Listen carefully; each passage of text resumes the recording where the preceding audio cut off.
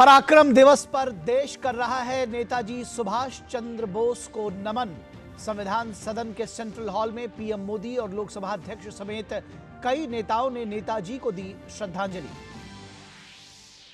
नेताजी सुभाष चंद्र बोस की जयंती पर आज मनाया जा रहा है पराक्रम दिवस।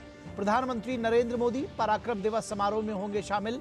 लाल किला परिसर में 31 जनवरी तक देश की समृद्ध विरासत के होंगे दर्शन। प्रधानमंत्री नरेंद्र मोदी आज राष्ट्रीय बाल पुरस्कार पाने वाले बहादुर बच्चों से करेंगे मुलाकात। राष्ट्रपति द्रौपदी मुर्मू ने कल 19 वीर बच्चों को किया था सम्मानित।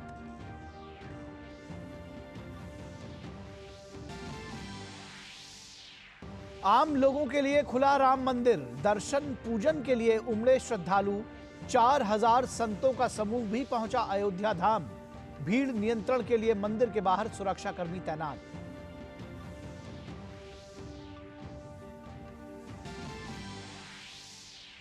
गृह मंत्री अमित शाह ने गांधीनगर में डिजिटल फॉरेंसिक में उत्कृष्टता केंद्र और व्यावहारिक फॉरेंसिक पर अंतर्राष्ट्रीय सम्मेलन का किया उद्घाटन। कहा, भारत की न्याय प्रणाली विश्व की सबसे आधुनिक न्याय प्रणाली होगी।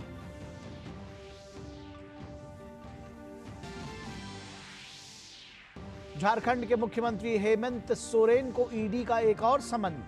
जमीन घोटाला मामले में 27 से 31 जनवरी तक पेश होने को कहा।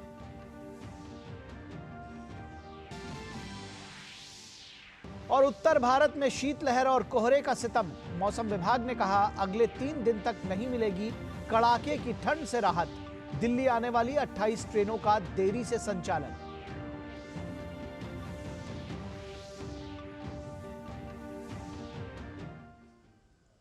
नमस्कार, स्वागत है आपका डीडी न्यूज के इस बुलेटिन में। मैं हूं निखिल सिंह और आइए देखते हैं खबरों को विस्तार से। अयोध्या धाम के राम मंदिर में रामलला की मूर्ति में प्राण प्रतिष्ठा के बाद आज मंदिर को आम लोगों के लिए खोल दिया गया। आधी रात से दर्शन के लिए श्रद्धालुओं की भारी भीड़ उमड़ी है। मंदिर के पट खुलते ही लोग प्रभु श्री राम के दर्शन के लिए आतुर हो गए। प्राण प्रतिष्ठा के बाद आज सुबह पहली बार मंदिर में आरती की गई। प्रभु श्री राम की नगरी में चारों तरफ केसरिया ध्वज फहरा रहे हैं। लोग पवित्र सरयू में डुबकी लगा रहे हैं और जय श्री राम का उद्घोष गूंज रहा है। करीब 500 साल के इंतजार के बाद नवनिर्मित भव्य और दिव्य श्री राम जन्मभूमि में कल दोपहर प्रधानमंत्री नरेंद्र मोदी की मौजूदगी में हुए प्राण प्रतिष्ठा समारोह के बाद आज की पहली सुबह श्री राम जन्मभूमि के आसपास पांव रखने की जगह नहीं है। ऐसा लग रहा है जैसे आस्था और विश्वास का संगम हो रहा है। पहली पाली में 11:30 बजे तक दर्शन कराए गए और उसके बाद दूसरी पाली में दोपहर 2 बजे से शाम 6:30 बजे तक का समय निर्धारित किया गया है और भक्तों की संख्या बढ़ने पर इस दर्शन की अवधि को बढ़ाया जा सकता है। भारी भीड़ को देखते हुए मंदिर के बाहर सुरक्षा के कड़े इंतजाम किए गए हैं। और अयोध्या धाम में भगवान श्री राम के प्राण प्रतिष्ठा समारोह की दिव्यता और भव्यता को देश दुनिया तक पहुंचाने के लिए दूरदर्शन ने मेगा कवरेज की ताकि प्राण प्रतिष्ठा कार्यक्रम का सजीव प्रसारण देश दुनिया में पहुंचाया जा सके। इस प्रसारण के दौरान दूरदर्शन की व्यूअरशिप में जबरदस्त उछाल देखने को मिला। इस भव्य समारोह को YouTube पर 1 करोड़ से ज्यादा व्यूज मिले हैं। दूरदर्शन के 40 से अधिक कैमरा सेटअप विशेष तौर पर मंदिर परिसर में और प्राण प्रतिष्ठा कार्यक्रम के लिए लगाए गए थे। श्री राम मंदिर के अंदर की मनमोहक तस्वीरें सिर्फ दूरदर्शन के माध्यम से ही दुनिया भर में पहुंची। डीडी न्यूज की लाइव फुटेज को पूरी तरह से 4K में शूट किया गया था। पिछले साल हुए G20 शिखर सम्मेलन के बाद यह दूसरी बार है जब 4K में शूट हुए कार्यक्रम को लेकर डीडी ने एक नया कीर्तिमान स्थापित किया। वहीं मंदिर का विहंगम दृश्य दर्शकों तक पहुंचे, इसके लिए क्षेत्रीय, राष्ट्रीय और अंतर्राष्ट्रीय इलेक्ट्रॉनिक और डिजिटल प्लेटफॉर्म्स को भी फीड शेयर की गई थी। कार्यक्रम के पल पल की खबर दर्शकों तक पहुंचाने के लिए प्रसार भारती के रेडियो, ट्विटर और फेसबुक सहित डिजिटल प्लेटफॉर्म्स पर भी लाइव प्रसारण किया गया। सोमवार को अयोध्या में श्री राम मंदिर की प्राण प्रतिष्ठा समारोह में प्रधानमंत्री नरेंद्र मोदी ने रामलला के भव्य मंदिर को त्याग तपस्या का परिणाम बताया। उन्होंने कहा कि अवसर विजय का नहीं बल्कि विनय का है। पीएम ने कहा कि अयोध्या में केवल श्री राम के विग्रह के रूप में प्राण प्रतिष्ठा नहीं हुई है, ये श्री राम के रूप में साक्षात भारतीय संस्कृति के प्रति अटूट विश्वास की भी प्राण प्रतिष्ठा है। ये मंदिर मात्र एक देव मंदिर नहीं है, ये भारत की दृष्टि का, भारत के दर्शन का, भारत के दिग्दर्शन का मंदिर है। ये राम के रूप में राष्ट्र चेतना का मंदिर है। राम भारत की आस्था है, राम भारत का आधार है, राम भारत का विचार है, राम भारत का विधान है, राम भारत की चेतना है, राम भारत का चिंतन है, राम भारत की प्रतिष्ठा है, राम भारत का प्रताप है, राम प्रवाह है, राम प्रभाव है, राम नेति भी है, राम नीति भी है, राम नित्यता भी है, राम निरंतरता भी है, राम विभु है, विशद है, राम व्यापक है, विश्व है, विश्वात्मा है। और प्रधानमंत्री ने कहा कि भगवान श्री राम भारत की आत्मा के कण कण से जुड़े हुए हैं। उन्होंने कहा कि हम भारत में कहीं भी किसी की अंतरात्मा को छुएंगे तो इसी एकत्व की अनुभूति होगी। सागर से सरयू तक हर जगह राम नाम का वही उत्सव भाव छाया हुआ है। प्रभु राम तो भारत की आत्मा के कण कण से जुड़े हुए हैं। राम भारतवासियों के अंतर मन में विराजे हुए हैं। हम भारत में कहीं भी किसी की अंतरात्मा को छुएंगे तो इस एकत्व की अनुभूति होगी और यही भाव सब जगह मिलेगा। इससे उत्कृष्ट, इससे अधिक देश को समायोजित करने वाला सूत्र और क्या हो सकता है। और 22 जनवरी को अयोध्या में हुए श्री राम मंदिर प्राण प्रतिष्ठा समारोह की देश दुनिया में काफी चर्चा हो रही है और प्राण प्रतिष्ठा समारोह को अंतर्राष्ट्रीय मीडिया में भी प्रमुखता से जगह मिली है। अमेरिका के प्रमुख अखबार न्यूयॉर्क टाइम्स ने प्राण प्रतिष्ठा समारोह पर खबर प्रकाशित करते हुए शीर्षक दिया कि मोदी ने एक विशाल मंदिर का किया उद्घाटन, भारत में हिंदू फर्स्ट की जीत। खबर में बताया गया है कि किस तरह से नरेंद्र मोदी सहित कार्यकर्ताओं ने भव्य मंदिर बनाने के लिए लंबी लड़ाई लड़ी और मंदिर निर्माण के लिए 2 लाख गांवों से ईंटों को पवित्र शहर अयोध्या भेजा गया, जिसे भगवान श्री राम का जन्म स्थान माना जाता है। खबर में पीएम मोदी के संबोधन, आज हमारे राम आए हैं, सदियों के धैर्य और बलिदान के बाद हमारे भगवान श्री राम आए हैं, ये एक नए युग की शुरुआत है, को भी प्रमुखता दी गई। फ्रांस के प्रमुख अखबार फ्रांस 24 ने भी प्राण प्रतिष्ठा समारोह को प्रमुखता से प्रकाशित करते हुए अपने शीर्षक में लिखा, मोदी ने हिंदू राष्ट्रवाद की जीत के तौर पर देखे जाने वाले मंदिर का उद्घाटन किया। खबर में पीएम मोदी के संबोधन 22 जनवरी 2024 केवल कैलेंडर की एक तारीख नहीं है, बल्कि एक युग के आगमन की शुरुआत है, को प्रमुखता दी गई है। खबर में आगे कहा गया कि अयोध्या में हजारों श्रद्धालु नारे लगाते, नाचते, ध्वज लहराते और ढोल बजाते हुए जुट गए हैं। सड़कें जाम हो गई हैं, ट्रेनें खचाखच भरी हुई हैं, बाकी लोग पैदल यात्रा कर रहे हैं। अयोध्या के मुस्लिम समुदाय के कुछ सदस्यों को भी कार्यक्रम में शामिल होते देखा गया। और दक्षिण कोरिया के द कोरिया टाइम्स ने एक लेख प्रकाशित करते हुए अयोध्या की राजकुमारी और दक्षिण कोरिया के वर्तमान दक्षिण ग्योंगसांग प्रांत में गारक साम्राज्य के राजा के बीच हुए विवाह के माध्यम से अयोध्या और दक्षिण कोरिया के बीच गहरे संबंधों का उल्लेख किया। इंडोनेशियाई दैनिक जकार्ता पोस्ट ने अयोध्या में श्री राम मंदिर प्राण प्रतिष्ठा समारोह को प्रमुखता से कवर किया। इंडोनेशियाई दैनिक वर्ष 2020 में इसके निर्माण की घोषणा से लेकर नियमित रूप से अयोध्या में राम मंदिर को कवर कर रहा था। थाईलैंड के बैंकॉक पोस्ट ने अपने लेख में प्राण प्रतिष्ठा की खबर को पीएम मोदी द्वारा भगवान राम के आने से भारत के नए युग की शुरुआत के शीर्षक के साथ छापा है। खबर में आगे कहा गया है कि अयोध्या में श्री राम मंदिर के निर्माण और प्राण प्रतिष्ठा के केंद्र बिंदु प्रधानमंत्री मोदी रहे हैं। क्योंकि उनके प्रयासों से ही ये दिन संभव हो पाया है। मॉरिशस के अखबारों में भी प्राण प्रतिष्ठा समारोह को प्रमुखता से छापा गया है। समाचार पत्रों ने मॉरिशस के सभी मंदिरों को मिट्टी के दीपक से रोशन करने और स्थानीय लोगों द्वारा रामायण के श्लोकों का मंदिरों में पाठ किए जाने की खबरों को भी अपनी हेडलाइन बनाया। मॉरिशस टाइम्स ने अपने लेख में कहा कि श्री राम के जन्मस्थान पर मंदिर को वापस पाने का ये अब बिल्कुल सही समय है। इसका कारण यह है कि राम धर्म के प्रतीक हैं, जिन्होंने अधर्मी ताकतों से लड़ाई की और उन्हें परास्त किया।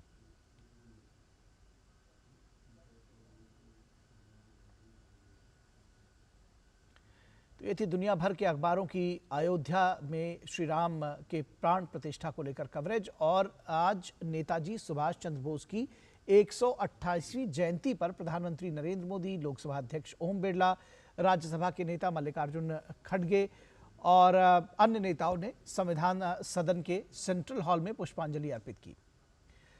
आज पराक्रम दिवस पर पीएम ने लोगों को शुभकामनाएं दी और कहा कि आज नेताजी सुभाष चंद्र बोस की जयंती पर हम उनके जीवन और साहस का सम्मान करते हैं। हमारे देश की आज़ादी के प्रति उनका अटूट समर्पण प्रेरणा दे रहा है। तो प्रधानमंत्री नरेंद्र मोदी और साथ में ओम बिरला, साथ ही साथ लोकसभा राज्यसभा में नेता प्रतिपक्ष भी दिखाई पड़े। नेताजी सुभाष चंद्र बोस की आज 127वीं जयंती है। देश इसे पराक्रम दिवस के रूप में मना रहा है। राष्ट्रपति द्रौपदी मुर्मू ने नेताजी सुभाष चंद्र बोस को उनकी जयंती पर श्रद्धांजलि अर्पित की। उन्होंने राष्ट्रपति भवन में नेताजी के चित्र पर पुष्पांजलि अर्पित की।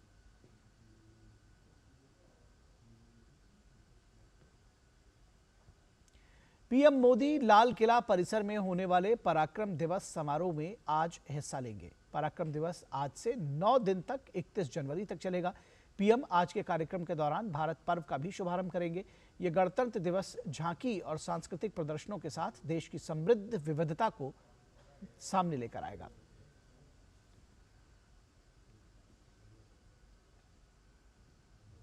और केंद्रीय मंत्री अनुराग सिंह ठाकुर ने कहा है कि मोदी सरकार ने 10 वर्षों में वो काम कर दिखाया है जो कांग्रेस 60 वर्षों तक नहीं कर पाई। भारतीय जनता पार्टी का काम आज पूरे देश भर में बोल रहा है। सड़क, शिक्षा, स्वास्थ्य, इन सभी क्षेत्रों में शानदार काम हुआ है। नरेंद्र मोदी जी की सरकार ने 10 वर्षों में वो किया जो कांग्रेस 60 वर्षों में नहीं कर पाई। और पार्टी के कार्यकर्ताओं की प्रमुख जिम्मेदारी ये रहती है कि लाभार्थियों तक लाभ पहुंचाए, वंचितों को और लाभ मिल पाए और जो काम हुआ है उसको जन जन तक पहुंचाए। आज सोशल मीडिया या आईटी के युग में आईटी और सोशल मीडिया की एक बहुत बड़ी भूमिका हो जाती है। तो यहाँ पर हमारे जो कार्यकर्ता हैं वो आईटी, सोशल मीडिया के, वो अपनी भूमिका निभाकर जन जन तक मोदी सरकार की उपलब्धियों को पहुँचाएंगे।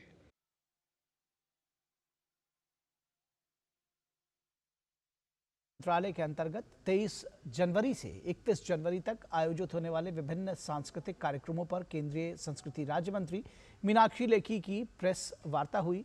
मीनाक्षी लेखी ने कहा कि 23 जनवरी से 31 जनवरी तक का ये सप्ताह बेहद महत्वपूर्ण है। ये सप्ताह स्पेसिफिकली और 23 जनवरी से लेकर 31 जनवरी का दिन इस देश के लिए बहुत अहम हो जाता है, क्योंकि इसी समय पर गणतंत्र दिवस भी रहता है, इसमें गांधी जी की बलिदान दिवस भी रहता है और 31 जनवरी भी इसमें रहती है। तो ये सब दिन अपने आप में बहुत महत्व रखते हैं। लेकिन जो सबसे बड़ी बात इस सारे आयोजन में दिखाई दे रही है, देश की सभ्यता संस्कृति को आगे लेकर चलने में महिलाओं का बहुत बड़ा योगदान रहा और कहीं ना कहीं उसको आज़ादी के बाद नकारने का प्रयास हुआ और उसको सुदृढ़ करने का प्रयास अभी की सरकार ने किया। और मीनाक्षी लेखी ने कहा कि अमृतकाल में 75वां गणतंत्र दिवस अहम रहा है और इस दौरान देश की महिलाओं का योगदान भी बेहद महत्वपूर्ण रहने वाला है। देश की विकसित भारत की और आत्मनिर्भरता की जो यात्रा शुरू हो चली है और उस यात्रा में देश ने अमृत महोत्सव भी मनाया है और अब जब अमृत काल शुरू हो चुका है तो उस अमृत काल में 75वां गणतंत्र दिवस भी एक पहला ऐसा बड़ा आयोजन होगा जो अमृतकाल का आह्वान कर रहा है, और उस आह्वान में इस देश का हर जनमानस, इस देश की परंपरा, इस देश की प्रेरणा, हमारी समृद्ध विरासत हो, और उस विरासत पर गर्व करते हुए गुलामी की हर जंजीर को हम तोड़ सकें, इस कामना के साथ आह्वान को परिदर्शित किया जाएगा। श्री राम जन्मभूमि मंदिर में प्राण प्रतिष्ठा समारोह के बाद पीएम नरेंद्र मोदी का उपवास तोड़वाने वाले स्वामी गोविंद देव गिरी महाराज ने पीएम के उपवास की प्रतिबद्धता को सबके सामने, सबके लिए एक प्रेरणा बताया। इन 11 दिनों में उन्होंने भगवान श्री राम के मंत्र का बहुत जप किया है। मंत्र हमने ही भेजा था, लेकिन वो लगातार अखंड जब भी खाली थे उस मंत्र का जप कर रहे थे। ये मैंने स्वयं अवलोकन किया है। तो इस प्रकार अपने को अपनी वाणी से, अपने मन से और अपने कर्म से, अपने संसर्ग से साधने वाला कोई एक राष्ट्रनायक हम लोगों को प्राप्त हो जाए, ये देश का सौभाग्य है। और इसी प्रकार हमारा देश आगे प्रगति करता जाएगा और हम लोग विश्व का मंगल करने के लिए अपने को निश्चित रूप से सशक्त बनाएंगे, ऐसा मेरा विश्वास है। और मध्य प्रदेश के मुख्यमंत्री डॉक्टर मोहन यादव ने कुछ दिन पहले अखंड भारत की बात की थी। इसमें पाकिस्तान के विदेश मंत्री, जो पाकिस्तान का विदेश मंत्रालय है, वो चिढ़ गया था। पाकिस्तानी विदेश मंत्रालय ने एक्स पर राम मंदिर की प्राण प्रतिष्ठा की भी निंदा की है। पाकिस्तान की चिढ़ पर मध्य प्रदेश के मुख्यमंत्री डॉक्टर मोहन यादव ने आज जबरदस्त जवाब देते हुए कहा कि पाकिस्तान लाख आपत्ति जताए, लेकिन हम सब जानते हैं कि सिंध से जो विस्थापित लोग यहां आए हैं उसके पहले अखंड भारत ही था। आइए, हम सब जानते हैं कि सिंध से जो विस्थापित लोग यहाँ आए, शरणार्थी आए, उसके पहले तो अखंड भारत था ही। तो ननकाना साहब सहित जो हमारे अपने अतीत के अखंड भारत के हिस्से अगर रहे, उनको लेकर के तो हमारे लिए आज भी हमारा राष्ट्रगान में हम पंजाब, सिंध, गुजरात, मराठा, सिंध को अलग थोड़ी छोड़ सकते हैं। तो स्वाभाविक रूप से जब अयोध्या में भगवान श्री राम का मंदिर का एक तरह से प्राण प्रतिष्ठा हुई है और उस अवसर पर हमारा सांस्कृतिक अखंड भारत का सपना हजारों हजार साल से रहा है, तो कोई की आपत्ति करने से वो बात समाप्त तो नहीं हो जाएगी। केंद्रीय विज्ञान एवं प्रौद्योगिकी राज्य मंत्री डॉक्टर जितेंद्र सिंह ने वैभव फेलोशिप पुरस्कारों की घोषणा की। केंद्रीय मंत्री ने कहा कि प्रधानमंत्री की पहल से भारतीय संस्थानों और दुनिया के सर्वश्रेष्ठ संस्थानों के बीच शैक्षणिक और अनुसंधान सहयोग की सुविधा प्रदान करने के लिए इस योजना की शुरुआत की गई थी। कि बहुत से भारतीय मूल के ऐसे वैज्ञानिक दूसरे देशों में जाकर के बहुत ही सराहनीय कार्य कर रहे हैं। जिन देशों में जाकर के वो बस गए, जिन समाज में वो बस गए, वहाँ वो वैल्यू एडिशन भी कर रहे हैं, वहाँ अपना योगदान भी कर रहे हैं, लेकिन साथ ही साथ जड़ें उनकी हिंदुस्तान के साथ जुड़ी हुई हैं। जब प्रधानमंत्री जी की प्रेरणा से ये इनिशिएटिव लिया गया वैभव, जिसके अंतर्गत भारतीय डायस्पोरा, इंडियन डायस्पोरा के वो वैज्ञानिक जो विश्व के भिन्न भिन्न संस्थानों में किसी न किसी स्तर पर कोई काम कर रहे हैं, शोध का काम कर रहे हैं, 22 वैभव फेलोज़ और 2 डिस्टिंग्विश फेलोज़ के नामों का ऐलान हुआ। और साथ ही साथ अगला इस प्रकार का अगले चरण का जो फेलोशिप कार्यक्रम होगा उसकी भी आज ही सूचना जारी की गई। और भारत दुनिया का चौथा सबसे बड़ा स्टॉक मार्केट बन गया है। भारत ने हांगकांग को पछाड़कर पहली बार टॉप 4 में जगह बनाई है। भारतीय एक्सचेंज पर लिस्टेड शेयरों की कंबाइंड वैल्यू $4.33 ट्रिलियन पहुंच गई है, जबकि हांगकांग के शेयर मार्केट की वैल्यू $4.23 ट्रिलियन रह गई है। अभी अमेरिका दुनिया का सबसे बड़ा स्टॉक मार्केट है, जिसकी वैल्यू $50.86 ट्रिलियन है। चीन $8.44 ट्रिलियन के साथ दूसरे और जापान $6.36 ट्रिलियन के साथ तीसरे नंबर पर है। ब्लूमबर्ग की रिपोर्ट के मुताबिक भारतीय शेयर बाजार हांगकांग को पीछे छोड़कर वैश्विक स्तर पर चौथा सबसे बड़ा इक्विटी बाजार बन गया है।